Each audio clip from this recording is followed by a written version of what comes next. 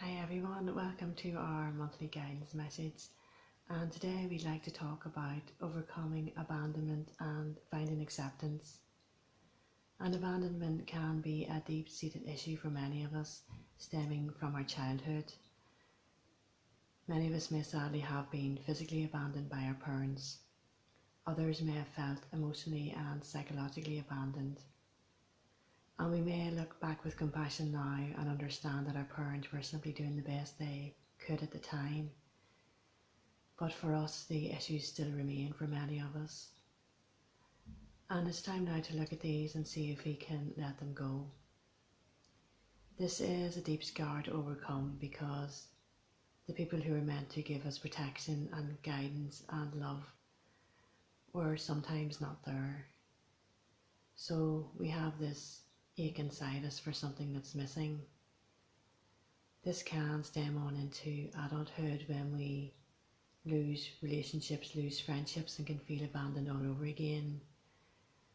But it's important to be aware if there's something within us that may be actually choosing the wrong friendships and the wrong relationships, that if we are repeating an old pattern, that if we have a deep-seated feeling in us that we want love but we expect to be left and abandoned, that we may unconsciously choose people who will do that to us.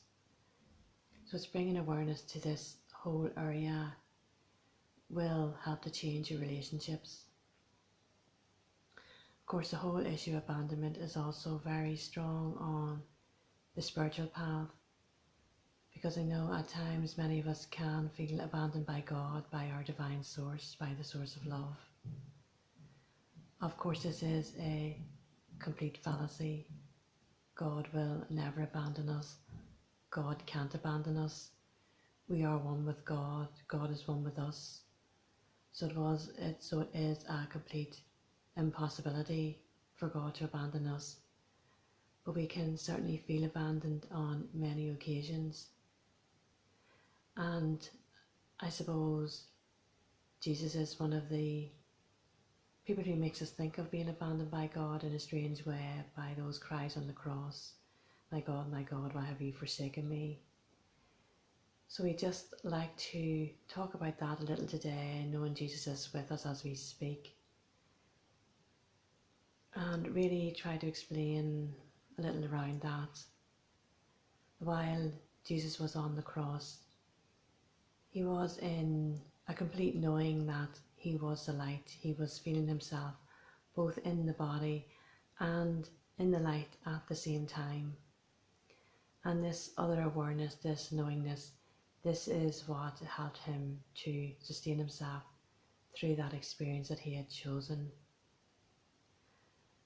And in that moment when he cried out, he had lost his connection to God and to us, because the truth of that moment was that all of us, his divine family, were there either physically with him or energetically with him, and that God was also completely with him, because it is an impossibility not to be connected to God.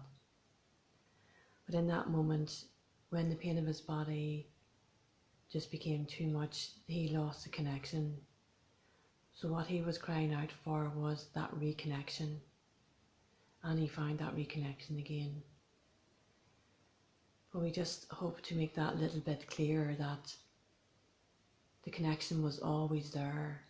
He had lost his awareness of it from the pain and then was able to reconnect again. And this is what happens to you whenever you are in pain and trauma. You lose the connection and you think God has left you, but God and all your divine family and all your spiritual guides are always there, always permanently connected, always there to help, protect, guide you, love you, as you sometimes felt you weren't in the past. But know that we are all always there, always there, always there. And it's in those moments where you feel abandoned that you need to turn to acceptance. Quite often when you're going through something, you really wish it wasn't happening. Or if you're looking back on a past trauma, you really wish it hadn't happened. There's nothing you can do to change the situation. All you can do is change the impact it's having on you either in the moment or now looking back on that past event. So your job is to change your awareness in this moment to something more positive, to something more aligned with the truth.